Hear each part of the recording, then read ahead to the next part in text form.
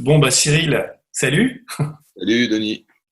J'ai vu ton film, enfin le film de Thomas Borneau et toi, juste avant le confinement. Et je me suis dit, ils ont pas eu de bol, ils bossent 3 ans sur un film, boum, 5 un ans. méchant virus. 5 ans. Et j'avais vraiment aimé le film parce qu'il est singulier, il raconte une histoire incroyable, il est très très politique. Toi, tu es, on va dire, un enfant d'un petit village du Luberon qui s'appelle Lacoste, qui est un village d'artistes, qui a tout un passé dont on parlera. Et puis il y a un milliardaire qui s'appelle Pierre Cardin, qui achète les maisons, dit-il, comme il achète les timbres, et qui tue le village. À un moment, j'ai pris des notes, je me suis dit, ce type qui se veut artiste pratique l'art mortifère, quoi. Tout ce qui touche, il le rend cadavre, quoi. Enfin, il y a quelque chose d'assez affreux dans tout ça. Et toi, un peu bobo, bourgeois, enfin, dans une vie un peu confortable, un jour, tu dis, merde, je peux pas accepter ça, et tu te lances dans un combat perdu d'avance, quoi, mais tu t'y lances, et le film raconte ça. Donc, ma question, c'est ça, c'est le film quand même. S'il n'y avait pas le film, s'il n'y avait pas Thomas Borneau derrière toi avec la caméra, est-ce que qu'est-ce que ça change, enfin, qu'est-ce que ça produit dans l'histoire? Euh, c'est une vaste question. En fait, je vais répondre en disant, enfin, si tu veux, ce village, pour des raisons qu'on voit dans le film, est très important à mes yeux. Comme tu dis, c'est un village médiéval perché à flanc de colline dans le Luberon, avec le château du Marquis de Sade qui le surplombe.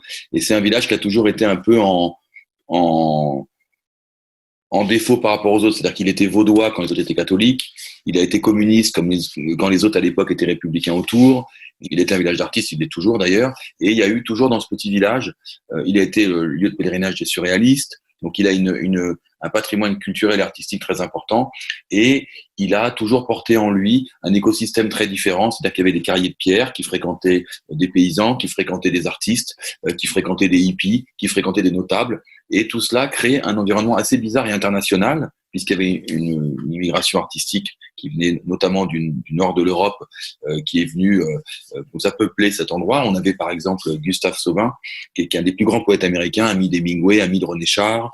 Enfin, tout ça fait qu'à un moment, ce village est important, et c'est vrai que quand tu es enfant, et que tu es amené à fréquenter tous ces gens différents, ça te forme d'une manière très singulière, si tu veux. Et donc, l'importance de ce village, à mes yeux, c'est juste un village qui m'a formé, qui m'a aidé à réfléchir, à penser le monde avec un paysan, cueillir ses cerises, avec un grand poète qui parle au coin de la rue. Donc, c'est assez dingue, si tu veux. Et cet écosystème, c'est un écosystème non marchand, puisque c'est juste l'idée de se rencontrer. Et pour répondre à ta question, en fait, il y a un moment, l'importance de ce village, c'est qu'à un moment, j'ai eu une urgence par rapport à cette mainmise qu'avait Pierre Cardin quand il s'est mis à tout racheter et donc à geler la possibilité aux gens de s'y installer et de continuer cette espèce d'utopie vivante. Voilà.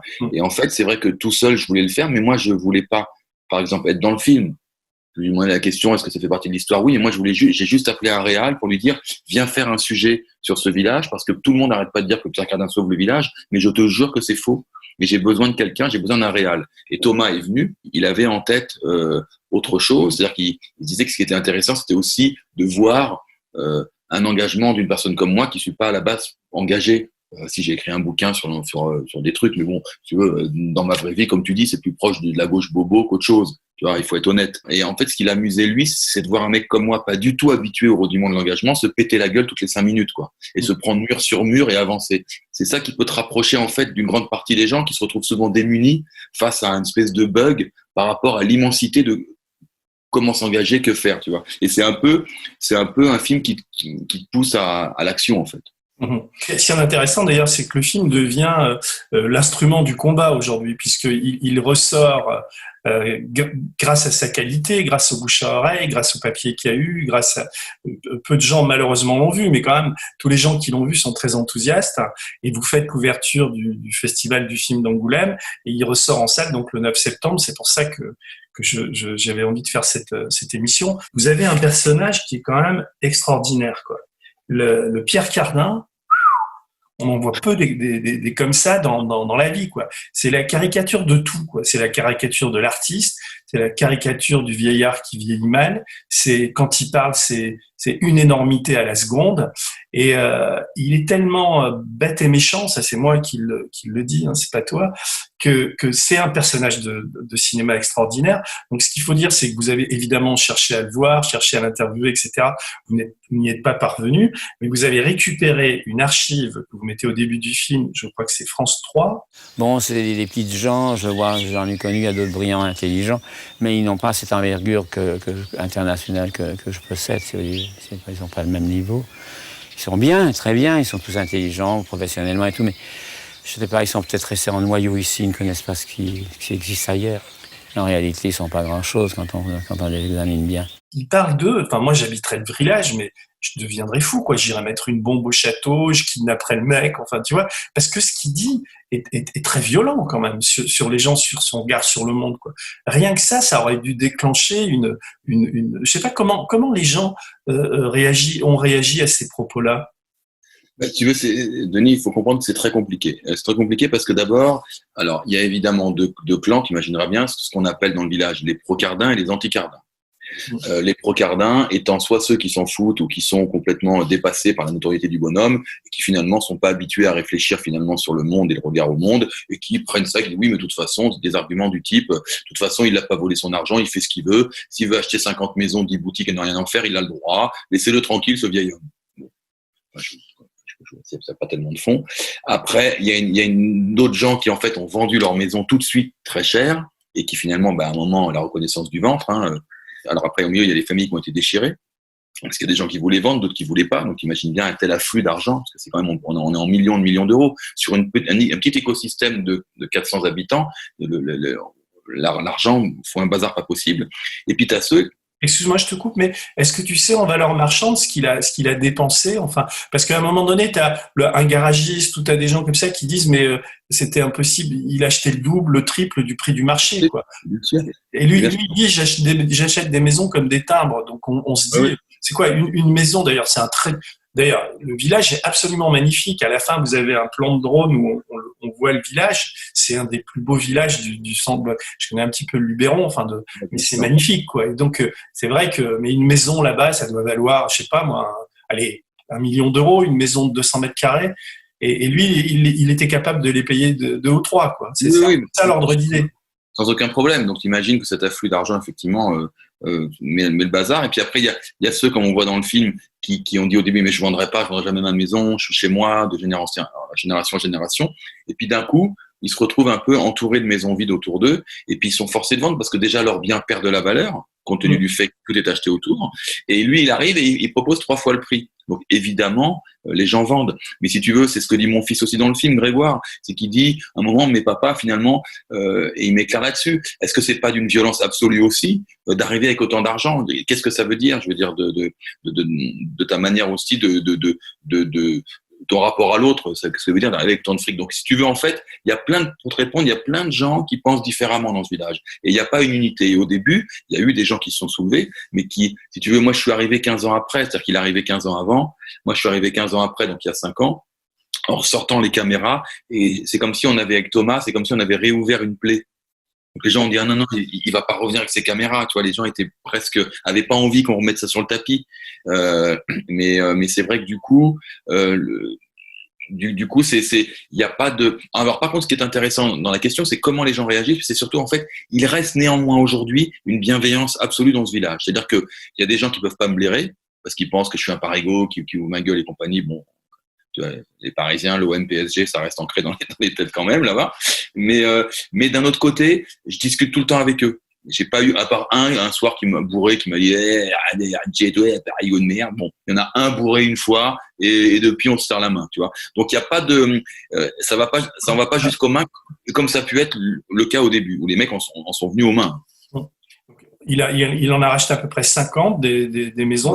47, apparemment. Mais, alors, ce qui est très émouvant et très réussi dans le film, parce que le film est construit, on va dire, en 3, enfin disons, il n'y a pas de partie, mais il y a tout le début qui est vraiment très nerveux, le montage et on lâche rien, quoi. Ensuite, il y a ton questionnement, tu vas voir des gens, puis il y a une longue marche, puis il y a un retour à la cosse. Enfin, je construis la chose comme ça. Le film fonctionne très bien parce que le second personnage du film, le gentil, il est quand même très gentil et on l'aime tout de suite, quoi. Il s'appelle Cyril Montana et c'est d'abord très émouvant parce que on suit ton parcours, on voit, il y a des images d'archives où on voit tes parents, tu t'es fait tout seul, t'es rentré dans le showbiz, enfin je sais pas, c'est peut-être indélicat de parler de ça, mais on s'attache à toi et au film aussi parce que ton père est mort, enfin ta mère hippie s'est barrée, t'as été élevé dans une ambiance de flower power et de tout ça, et puis ensuite ton père décède quand t'es très jeune, t'es élevé par ta grand-mère qui habite ce village, et puis t'es quelqu'un qui a connu ou qui connaît toujours, je sais pas où en est ton patrimoine, mais la richesse, t'épouses une chanteuse, on te voit dans des grosses bagnoles, fumer des gros cigares, aller dans des hôtels de tuerie. À une époque, mais c'était pas moi. Enfin, moi, non, je suis pas fortuné, mais c'est toi quand même. J'ai vécu un niveau de vie pendant 6-7 ans, effectivement, beaucoup plus important que ce que je peux me le permettre en général. Tout ce que me permet. Effectivement, oui. Non, j'ai vécu cette vie-là. Oui, bien sûr. Bien sûr. Déconnecté des réalités. Ouais. Et le film démarre, d'ailleurs, c'est vraiment intéressant, par une sorte d'engueulade, enfin le mot est fort, mais un conflit avec Grégoire, ton fiston, qui se moque de toi parce que tu t'es comme beaucoup, et sans doute puis-je parfois avoir ce travers-là, c'est-à-dire c'est des discours et puis en fait il y a du coca à la maison, t'es contre les multinationales mais tu vas acheter des meubles chez Ikea, enfin j'en sais rien, je dis ça, mais d'ailleurs je me suis demandé si cette scène du début elle était rejouée, ou Thomas est passé avec sa caméra, il l'a chopé spontanément, ou... Mais non, mais le truc, c'est que Thomas, moi, je comprenais pas bien, il sortait son truc. En fait, non, ça s'est passé que lui, il m'a dit, bah, écoute, je vais faire des tests. Donc, il faisait des tests. Et puis, non, mais il l'a tourné à l'iPhone. Ouais. Il était avec son téléphone. C'est comme, il y a d'autres scènes comme ça où, en fait, il filme, mais je sais pas, est-ce qu'il fait des tests ou pas. Donc, c'est comme si tu étais avec des potes à table. Puis d'un coup, t'as un pote qui filme, veut faire une story. On sort tous les téléphones. Donc, si tu veux, c'est dans le quotidien de sortir un iPhone. Ça donne une qualité au film incroyable parce qu'il y a des moments de vie comme ça où on comprend, quoi. Ton fils est très important dans le film parce qu'il déclenche une sorte de déclic. Qu'est-ce qui fait au fond de toi que tu sortes de ta zone de confort et que tu consacres finalement une grande partie de ta vie à ce combat-là? Parce qu'à un moment, si tu veux, quand ton fils te met face à toi-même et que toi, en fait, tu te rends compte qu'il y a quelque chose où moi, je me suis construit grâce à ce village, aux gens, ce que je t'ai raconté tout à l'heure, et que d'un seul coup, ton fils te met face à tes contradictions et tu te rends compte que finalement, ce que toi, tu as eu, tu seras peut-être plus en mesure de lui transmettre, et que lui, indirectement, te pointe du doigt le fait qu'en fait, tu fous rien. En fait, tu fais pas grand-chose, tu ouvres ta gueule, mais tu fais pas grand-chose. Alors, soit tu passes 2 ans à réfléchir à ce qu'il faut faire, et comme plein de gens, on sait pas quoi faire parce qu'on est démunis, on a l'impression que c'est vraiment David contre Goliath, tu vois. On se dit merde. Puis un coup, tu dis, bah non, ça va être Cyril contre Goliath. Donc, tu y vas et tu apprends de manière empirique, en te prenant des gamelles.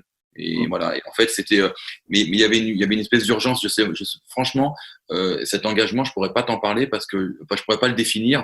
Il y avait juste une urgence de vouloir faire quelque chose maladroitement, à l'arrache, faire une marche de Paris à Lacoste parce que le disciple de Gandhi me dit de le faire, bah je le fais. Faire du name and shame, c'est-à-dire aller prévenir la presse, alerter tout le monde parce qu'une philosophe, Cynthia Fleury, me le dit, je le fais. Donc je vais juste chercher des grands penseurs et j'applique leurs règles, mais en n'ayant jamais rien fait, si tu veux. Donc il y a une urgence que je ne saurais pas définir, tu vois. Quand tu alertes la presse, ça commence à marcher. Il y a un grand papier dans la Provence, mais ça change pas grand-chose parce qu'en face, vous avez un mur, quoi. Vous avez Cardin qui refuse de vous voir et qui est d'une, enfin, c'est ce que j'ai dit au début, quoi, qui est d'une suffisance et d'une fermeture d'esprit qui est totale, quoi. Et il a un second personnage, son neveu. Alors il a un nom très chantant, il s'appelle Rodrigo. Et comme vous pouvez pas rencontrer Cardin, vous cherchez à voir Rodrigo, donc on le croise dans le film. Et là, il y a des moments où c'est vraiment drôle, quoi. On est quand même mort de rire, quoi. C'est un film qui est plein d'humour aussi. Vous avez réussi à le voir finalement, ce Rodrigo, ou jamais? Bah, dans le film, c'est tout, quoi. Ouais. Ouais, c'est juste une petite parenthèse. Ce dont tu parles et ce comportement, c'est vraiment ce qu'on pourrait appeler les nouvelles féodalités. C'est-à-dire, on est vraiment sur un comportement seigneurial qui dédaigne totalement le petit peuple. Et je pense que pour lui, je suis le petit peuple et tu l'es aussi, nous sommes tous. Et en fait, ils pensent qu'ils sont sûrs de leur manière de faire. Et en fait, on ne va pas les atteindre. Et on est un peu la plèbe, si tu veux. Donc c'est ça au bout d'un moment qui est assez étonnant aussi, parce que même dans leur comportement, je veux dire, Rodrigo qui est un peu plus accessible que son oncle, les gens le verront dans le film, il a quand même une attitude qui est quand même d'un autre siècle, quoi. C'est les mecs qui sont complètement déconnectés, mais ils en deviennent drôles. Et pour être honnête avec toi, Denis, à un moment quand on tournait cette scène que les gens verront avec Rodrigo, moi je suis plutôt grande gueule, c'est-à-dire que quand un truc me fait chier, je n'hésite pas à le dire, et puis les gens qui me font chier, souvent, je me retiens, mais je le dis. Et j'avais vraiment envie de lui rentrer dedans, et je comprenais pas pourquoi Thomas me disait non, va le voir, là, c'est le moment, et là, surtout, tu restes hyper gentil. Et je rongeais mon frein, mais en le faisant, j'avais entièrement confiance en Thomas, sans savoir pourquoi. Et en regardant, j'ai compris, parce qu'en étant gentil, un peu bené finalement, tu vois, un peu limite naïf, en fait, ça leur permet d'étaler toute leur manière de faire et de considérer les autres, si tu veux, tu vois. Mais c'est en ça que tu vois que Thomas, depuis le début, ce que moi je ne savais pas faire, il avait son film en tête.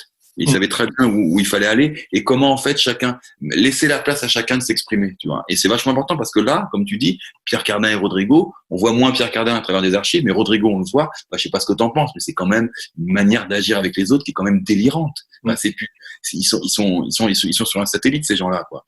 Alors Cardin dit qu'il collectionne les maisons comme les timbres et que c'est son droit de les acheter, de les fermer ou d'en faire des musées un peu mortifères. Mais en même temps, il a vendu aux politiques, l'idée de faire de Lacoste, dit-il, un Saint-Tropez de la culture. C'est là-dessus que ça a fonctionné. Et donc il y a quand même une responsabilité des élus et des politiques, et tu poses la question, alors peu veulent te voir, sauf une conseillère municipale, Danielle Simonet à Paris, qui parle très bien d'ailleurs dans le film, mais ça, les politiques du coin se rendent bien compte que ces bidons sont Saint-Tropez de la culture. Comment il a réussi à les empapaouter? Comment il a réussi? En fait, ce qui se passe, c'est que en France, aucun frein à la propriété privée immobilière. Tu vois, contrairement aux terres, par exemple, donc les terres, par exemple, tu peux pas, il y a une semaine, je sais plus si c'est 3 ou 5 ans, tu peux pas garder des terres non cultivées et cultivables plus de 3 ou 5 ans. Sinon, les paysans vont voir le préfet et le préfet va voir le propriétaire a obligation de les remettre en culture avec des dossiers qu'on lui propose. C'est comme ça. Le propriétaire doit le faire. Sur l'immobilier, rien ne t'oblige à mettre un bien en location quand bien même il a été inhabité pendant 5, 6, 7 ans. Donc, pour te répondre, là, déjà, les politiques te disent, nous, on peut rien faire.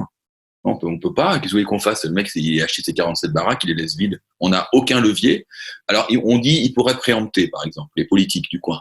Non, ils peuvent pas préempter. Une petite mairie de 400 habitants n'a pas l'argent. Le maire, il est démuni. Surtout quand le type fait grimper le marché local parce qu'évidemment, le marché aussi s'équilibre par rapport aux derniers achats et aux dernières ventes. On le sait. Donc c'est impossible. Donc si tu veux, les politiques, ils le savent, mais en même temps, comme Monsieur Cardin a aussi ses entrées dans les ministères un peu partout, c'est Monsieur Cardin, donc tout le monde fait un peu des ronds de jambes. Et tu vois, au début, les gens me disaient mais attends, tu vois, il y a une espèce de truc un peu, je dis, très seigneurial dans la posture et dans la manière aussi de gérer les notables du coin. Donc, il a quel âge aujourd'hui, Pierre Cardin? 98. Et une voyante lui a dit qu'il vivrait jusqu'à 102 ans. Ah ouais. 4 ans de souffrance, quoi. Ouais. Bon, ça semble disgracieux ce que je viens de dire là, mais je pense qu'il a provoqué effectivement de la souffrance, quoi. Quand on voit, il y a le témoignage de cette restauratrice qui s'appelle Lily, qui a cette phrase incroyable. Elle dit j'ai fait 2 bêtises dans ma vie. 2 bêtises un 17 février. Je me suis mariée un 17 février. Et t'as vendu? Et j'ai vendu, j'ai signé le compromis un 17 février. Ouais. Et donc le lendemain de se réveille, elle dit j'ai fait une connerie, elle veut aller le voir, et lui il la traite comme de la merde, quoi. C'est quelque chose d'assez. Alors quand on voit ça, il y a une petite comment dire, pas une petite, c'est une grande question qu'on se pose, parce que je trouve que le village est quand même assez mou, quoi. T'as beaucoup d'amis. T'as des gens que tu vas voir au début, des sculpteurs, des artistes, etc. Mais surtout quand tu reviens de ta marche, on a l'impression que t'es un peu seul et qu'il n'y a pas vraiment d'engagement. Les gens sont pas mobilisés comme ils devraient l'être. C'est assez paradoxal ce que tu dis, parce qu'en même temps, c'est vrai que sur place, les gens n'ont pas été très mobilisés, à part Gabi, qui est un sculpteur, Gabriel Sauvin, et d'autres personnes qui ont été mobilisées pour accepter d'être interviewées. Mais c'est vrai qu'ils ne le sont pas trop. Et en même temps, toute la construction de ce film, la manière dont on l'a fait, parce qu'on l'a fait avec pas d'argent. Faut quand même me rappeler, on a quand même fait avec 20 000 euros. C'est un film qui vaut, si tu veux, d'être payé un tout petit peu en 5 ans, 300 000 balles, ou moins pour payer un peu les gens. Nous, on l'a fait avec 20 000 balles. Donc, ça veut dire qu'en fait, c'est que ce film, l'ADN de ce film, c'est derrière ça, c'est que de l'engagement. Donc, on a fédéré tous les gens engagés du coin, qui viennent pas nécessairement de Lacoste, c'est vrai. Il y a beaucoup de gens, un village qui s'appelle Rayanne à côté, il y a des gens de Marseille qui sont venus, des potes de Paris. Donc en fait, ce film n'est que de l'engagement, mais c'est vrai que sur place, mais si tu veux, encore une fois, je répète ce que j'ai dit, c'est que on est arrivé au bout de 15 ans et les gens se sont déjà frités avant. C'est comme une baston, tu viens de te bastonner. T'as plus l'énergie pour. T'as un cocard et nous on arrive frais comme des gardons et on y va aller, on y retourne, on va à la castagne et les gens.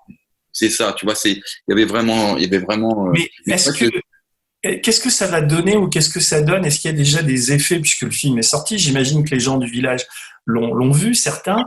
Est-ce que le film produit de la colère, produit de la mobilisation?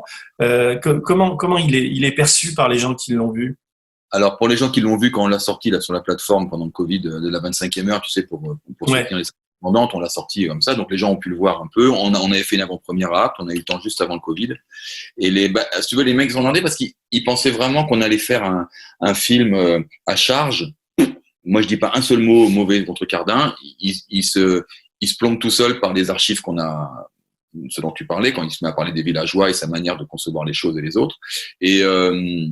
Et du coup, les gens sont un peu déstabilisés parce que, en fait, dans le village, il y a ceux qui sont un peu énervés contre moi, mais qui l'ont pas vu. Mais il y a ceux du milieu qui sont un peu entre les deux, on sait très bien qu'ils sont pas parti pris, mais qui l'ont vu et qui sont en train de devenir les ambassadeurs, en train de dire non, mais le film est bien, les mecs.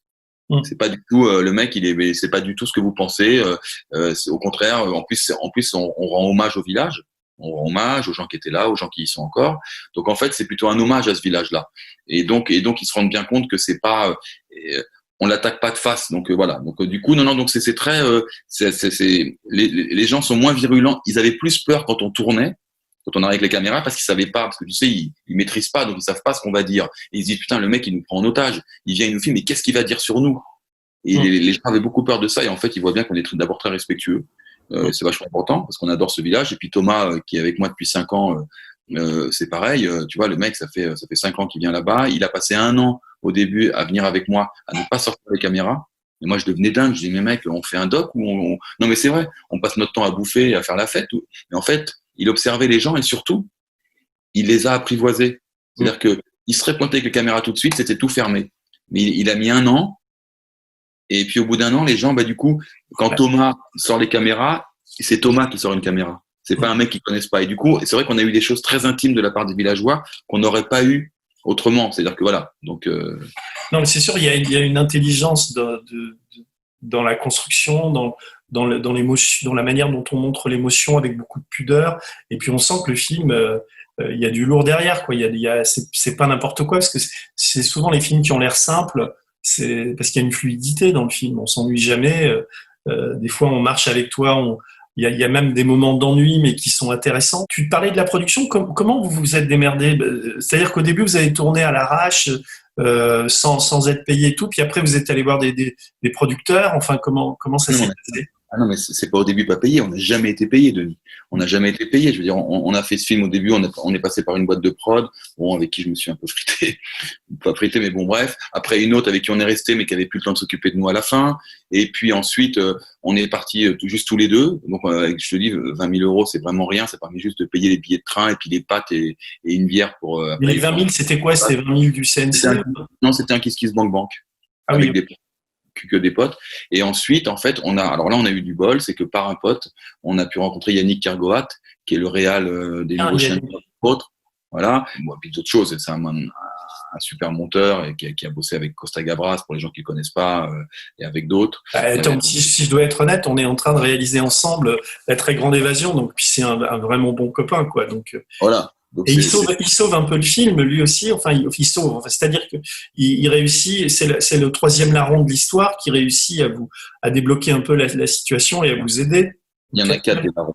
Il y en a 4 en fait. Oui, c'est ça. Lui, il arrive et il dit, écoutez, déjà il dit que Thomas et Arthur, avec 2 personnes qui ont monté, donc il y a Thomas et un ami monteur.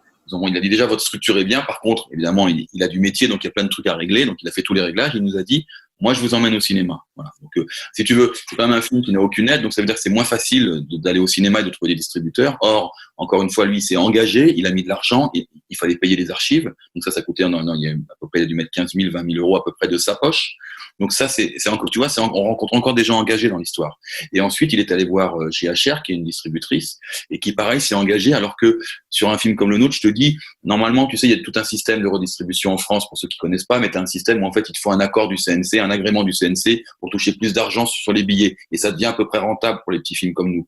Mais là, il n'y avait pas, et Jeanne a dit, c'est pareil, j'aime ce film, je viens. Et du coup, on est entouré, tu vois, que de gens, et c'est encore de l'engagement. C'est-à-dire que ce qui plaît, c'est le propos. Ce qui plaît, c'est ce qu'on défend. Ce qui plaît, en gros, c'est quand on va du micro au macro, c'est-à-dire traiter Lacoste comme aussi comme une métaphore du monde moderne. C'est-à-dire, qu'est-ce qui se passe là-bas? Ben, finalement, c'est encore pareil. Les histoires, c'est la mainmise des privés sur le patrimoine public. Tu vois. Et si, alors après je délire, je vais un peu loin, mais est-ce que c'est pas le TAFTA aussi? Qu'est-ce qui se passe quand le TAFTA arrive en Europe et que d'un seul coup des énormes entreprises décident de dire ok, attendez, les réglementations publiques, on va s'en occuper, vous inquiétez pas, on va gérer. C'est ce qui se passe, c'est-à-dire que le mec à un moment gèle complètement le centre d'un village et d'un seul coup il n'y a plus de rencontres, il se passe plus rien et il décide selon son bon gré d'ouvrir ou de fermer ici une maison, ici une boulangerie, tiens j'ouvre, je ferme, je fais un peu ce que je veux et du coup tu mets en péril ce qui n'est pas marchand et ce qui nous appartient à tous, c'est-à-dire le fait d'avoir le droit de se rencontrer, de boire un coup ou de vivre dans une maison, de faire des gamins et ça c'est une dimension en fait qui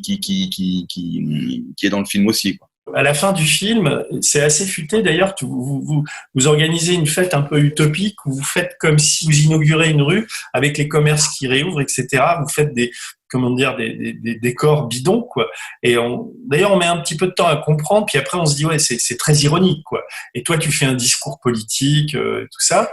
Et le paradoxe et la folie de cette histoire, c'est que dans la vraie vie aujourd'hui, Pierre Cardin, parce que sans doute il a un peu la trouille de la notoriété que commence à avoir le film et du bouche à oreille qui va contre lui, est en train de rouvrir des maisons, des commerces depuis peu de temps, là, depuis quelques mois. Alors des maisons, non. Alors après, est-ce que moi, en toute humilité, je ne sais pas si c'est nous. Ce que je peux te dire effectivement, c'est que bon, sur les 47 maisons, non, il n'y en a pas qui sont ouvertes. Par contre, effectivement, il a ouvert un café il y a quelques mois ou il y a un an max, ouais, un an, je crois. Là, il vient d'ouvrir une épicerie-boulangerie. Bon. Et puis, il vient de donner, enfin, une galerie pour 6 mois à un sculpteur local.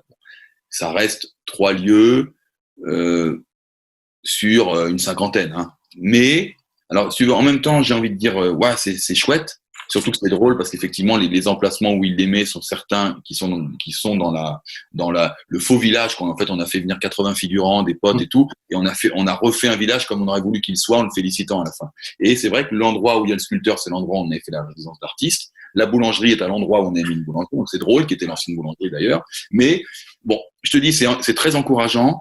Mais il faut continuer maintenant, il faut ouvrir les maisons, Monsieur Cardin. Et à ce niveau-là, moi, je suis hyper positif, c'est-à-dire que qu'ils viennent. Moi, ça fait 5 ans que je lui tends la main, et je dis simplement, bah, venez, on a plein de projets pour vous.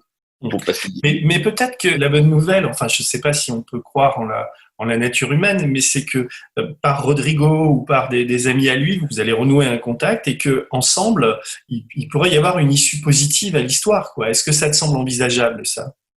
Je t'avoue, j'ai envie de te dire oui, et moi j'adorerais, tu vois, j'adorerais, mais je vois que je sais pas, parce que tu sais, il y a un truc que tout le monde connaît dans le milieu industriel, ça s'appelle le greenwashing. Le greenwashing, c'est connu, c'est faire vitrine, hein, c'est ça. Et donc là, en l'occurrence à Lacoste, en ce moment, nous faisons vitrine. Nous faisons vitrine d'un café, bon, mais qui fonctionne, c'est bien. Nous faisons vitrine d'une boulangerie, donc une vitrine, puis une vitrine parce que l'atelier d'artiste est en vitrine. Donc, est-ce que c'est une volonté comme ça passagère de montrer patte blanche pour après pouvoir continuer à faire ton truc derrière, ou est-ce que c'est sincère? Ça c'est la question. Donc est-ce que Rodrigo, moi je serais ravi, et je te dis encore une fois, on a des projets, moi je lui tends la main, tu vois, on lui tend la main avec Thomas pour faire. D'ailleurs, on a rencontré plein de gens là-dessus, hein, des gens à Marseille qui travaillent là-dessus sur les territoires. Il faut savoir qu'il y a une 50aine d'hectares de terre ou une 40aine qui vont avec.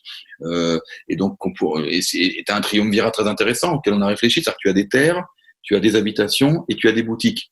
Donc, si on réfléchit 2 secondes, on se dit, OK, alors attends, les terres, on pourrait même faire un éco-village ou créer, je sais pas, de la permaculture en bas, de la pisciculture. Il y a des rivières sur ces terres. On pourrait, il y a plein de choses à faire, tu vois. Et, on pourrait vendre les produits qui sont cultivés en bas. Pourquoi pas, on peut mettre des chevaux dans la vallée et puis faire des balades à cheval. Enfin, il y a même un business à créer, tu vois. Donc des fonds qu'on peut lui reverser. Donc, si tu veux, nous, on est hyper ouverts. On a réfléchi la chose plein de fois. Maintenant, est-ce que en face, quelles sont les véritables intentions? Je suis pas dans sa tête. Ce que raconte le film aussi, c'est que lui, il met un pied à Lacoste en rachetant le château qui tombait en ruine, qui était le château du marquis de Sade. Et il y a quelque chose de complètement sadique chez Pierre Cardin, quoi, parce que d'abord il cache son œuf quand il achète les maisons, et puis aujourd'hui, mais peut-être que quand on approche de la mort comme ça, enfin, je sais pas comment. Je me suis demandé d'ailleurs, ce type est quand même intelligent. Enfin, tu vois, c'est un des premiers qui a vendu son nom comme une marque. Il a habillé les Beatles. Enfin, c'est pas n'importe qui non plus. Tu peux pas. Il a eu des fulgurances par le passé dans sa jeunesse. A-t-il complètement oublié aujourd'hui le jeune homme qu'il était? Enfin, c'est ce que le film. Je ne sais pas s'il le verra, mais doit lui rendre. Si ce type a un peu d'humanité, de tolérance et de recul sur lui-même, ça doit le faire réfléchir. Ça, enfin, c'est ce que je me dis, quoi. Mais bon. Bien sûr, non, mais en plus, tu as raison, le jeune homme qu'il était, mais surtout l'immigré italien qu'il était, très pauvre, arrivé pieds nus à Paris. Il faut quand même pas oublier ça, qu'il vient d'une famille très très pauvre. Donc en fait, tu te dis par rapport à ça, si tu gardes un peu les pieds sur terre, parce que sinon ça fait très nouveau riche, tu vois, comme façon d'habiter le monde, comme disait Cynthia Fleury, tu vois. Donc, on se rend pas compte à quel point aussi cet homme est riche, quoi, parce que depuis que j'ai vu votre film, chaque fois que je passe dans une ville ou d'ailleurs, je vous ai envoyé une photo ce matin, oui. je vois des enseignes Pierre Cardin, mais je m'étais pas rendu compte à quel point il y en avait beaucoup. Et puis en Chine, c'est un des hommes les plus puissants. Enfin, il est partout. Ah. Donc, en fait, c'est ça. Son business, il est très simple. Son business aujourd'hui, il est pas ou très peu créatif. En fait, c'est un système de vente de licences qui se fait en Chine, par exemple. Alors, ce qu'il gagne, il fait aussi bien, je veux dire, des valises, que du PQ, que de l'eau, que des sardines, que des cravates, que des chaussures, des chaussettes, des cravates. T'as vraiment tout. Et en fait, l'idée, c'est que il n'y a aucune, très peu, il n'y a pas de direction artistique globale. Ça veut dire que tu habites à Pékin, tu viens le voir. Alors, il y a des reportages qui sont là-dessus. On le voit, il reçoit tous les Chinois qui sont sur place, les industriels qui viennent dans une suite d'hôtels, et chacun alors il monte un parapluie, il regarde, il fait oui, d'accord, ok, alors c'est temps, boum, hop, il s'en va.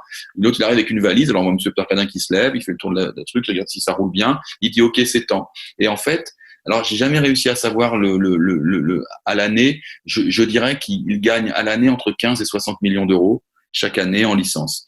Sous réserve, mais c'est ce que j'ai cru comprendre à travers les infos que j'ai pu glaner ici et là. Donc, en fait, c'est un business qui n'est effectivement plus créatif. C'est que du business de licence. C'est le premier, effectivement, à avoir créé la licence. Alors, vous terminez le film par un message qui est quand même très politique. Vous reprenez des stats d'Oxfam où 1% des plus riches possèdent deux fois la richesse de 90% de l'humanité. J'ai découvert cette stat parce que j'en étais resté à la stat Oxfam de 2019 où ça grimpe tout le temps, quoi. Et vous dites qu'en France, 7 milliardaires possèdent 30% de ce que possède toute la population, quoi. Et la phrase qui est un peu la phrase leader du film dit les riches vivent au-dessus de nos moyens. C'est un peu le message du film. Et en même temps, c'est aussi que le combat continue ou commence, quoi. Donc finalement, est-ce que vous n'avez pas fait un film, le film le plus politique de l'année sans le savoir, quoi? C'est vraiment intéressant. Alors, moi, je peux te répondre à ça dans le sens où, si tu veux, je suis pas parti là-dessus au début. Comme tu dis, je suis parti sur une urgence de parler. Je voulais juste qu'on parle du village et rééquilibrer dans la presse une sorte de vérité par rapport au village. Et après, effectivement, avec Thomas, j'ai commencé à comprendre ce dont on parlait tout à l'heure, c'est-à-dire que c'est une métaphore du monde moderne. Et petit à petit, se rendre compte que tu as ce chiffre-là que tu as cité, il y en a d'autres. Bon, ça, c'est un chiffre qui a 6 ans, 7 ans, mais qui est quand même, dans le monde, tu as 18 millions de millionnaires, on doit être à 22 maintenant, et à l'époque, il y avait 1200 milliardaires. C'est-à-dire qu'en fait, quand tu te rends compte d'un seul coup, en fait, il n'est pas seul, Cardin. Et il n'est que le représentant d'une élite. Le représentant et la caricature aussi. Et la caricature, et tu te dis simplement, au bout d'un moment, est-ce qu'il est normal comme ça qu'il y ait confiscation mondiale des biens, des richesses? Est-ce qu'il est normal d'avoir ce type? Parce que lui, c'est une caricature, mais c'est pas le seul à être une caricature. Donc en fait, c'est juste une question à se poser sur cette caste qui s'est créée et en quel cas est-ce qu'il n'y a pas confiscation et est-ce qu'il y a vraiment crise ou est-ce qu'il y a confiscation? C'est la vraie question. Tu vois, tu te dis, mais en fait, l'argent, il est là. Il est là, mais c'est toujours les mêmes qui en profitent au bout d'un moment. Alors, sans vouloir tomber non plus dans une caricature de réflexion politique à deux balles, mais ça reste quand même, les chiffres parlent pour nous, quoi. Et c'est vrai que du coup, on est parti du micro d'un village, d'une situation qui moi m'intéressait. On s'est confronté à en fait ce qui se voit à Lacoste ne se voit pas ailleurs. Je te dis par exemple, 47 baraques dans un village, allez, 400 habitants, tu le vois. À Paris, les milliers d'apparts vides, tu les vois pas pris dans le bouillonnement. Donc c'est beaucoup moins parlant. Donc ça permet aussi, effectivement, derrière, avec le recul, de se rendre compte qu'effectivement, ce village nous parle du monde, quoi. C'est presque un village mondialisé, si tu veux. Et ça parle vraiment de notre époque. Parce que là, donc le film va sortir, j'imagine que vous allez faire des débats, vous allez parcourir la France, vous avez beaucoup de cinémas qui vont le diffuser. Comment se passe la sortie? En fait, ce film, on l'a fait, comme tu sais, sans argent pendant 5 ans, en ramant, en filmant à l'iPhone avec des caméras pourries. Enfin, tu vois, vraiment, on n'avait vraiment pas d'argent. Et du coup, pourquoi on l'a fait? On l'a fait pour ce qui va se passer maintenant. C'est-à-dire que nous, notre grand plaisir, c'est d'aller dans les salles, de rencontrer les gens, de discuter avec eux. Et en fin de compte, ce qui est dingue, c'est qu'à chaque fois qu'on a fait des avant-premières, tous les gens ont des histoires qui ressemblent à notre histoire. Ah, mais moi, j'ai une histoire avec un mec qui a racheté ceci, qui s'en fout des autres, qui pense qu'à sa gueule.